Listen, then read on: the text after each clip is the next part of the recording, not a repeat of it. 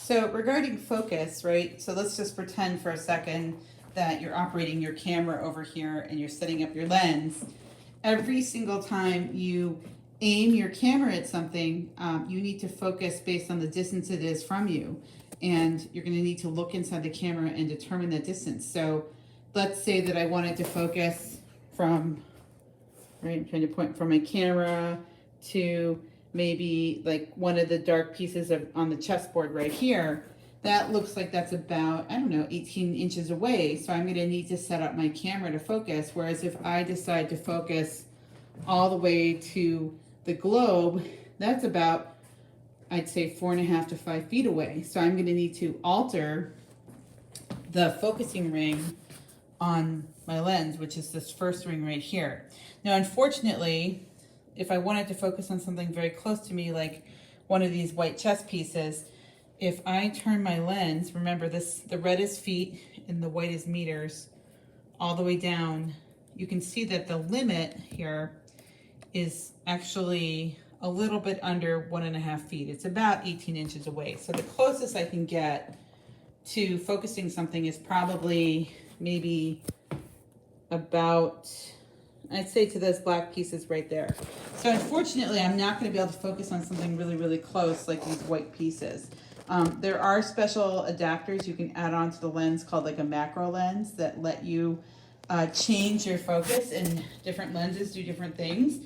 But something just to keep in mind is that every single time you decide to focus on a different object, here, here, here, right, or even there, or far, far away, you need to change the focusing ring on your lens every single time. It doesn't do it for you automatically. This is an image of the focusing ring that you should see when you look inside the viewfinder to determine your focus. Everyone, so I want to show you two examples. This is two different types of lenses, what you'd see when you look through, and I'll show you a screenshot of that in just a minute. But if an image is out of focus, and let me just make this red. So let's say I had a red line and I was focusing on it, an out of focus red line will split when it comes down this central area right here. And same thing happens over here. You draw it down and it splits. When it's in focus, and you'll see it'll look sharper too.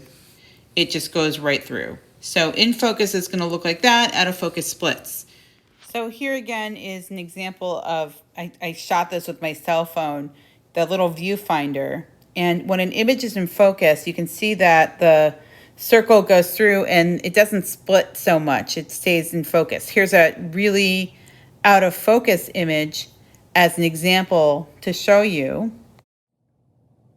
So if my image is out of focus, what I would have to do is I would look through the viewfinder here and turn this knob, right, while looking at the image, the focusing knob to see. So that would be if I was focusing about 2 feet away. So I wouldn't just use this. I would look through the viewfinder and see how things lined up as well.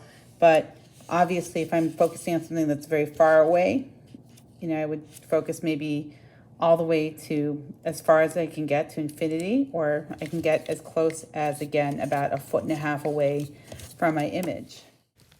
So again, I apologize for the poor image quality. I shot this with my cell phone through the viewfinder, so it's a little out of focus, but you can see how the little circle with the line isn't split. The image is, it's not perfectly in focus, but it looks much better. So you would have to do this with every single one of your photos.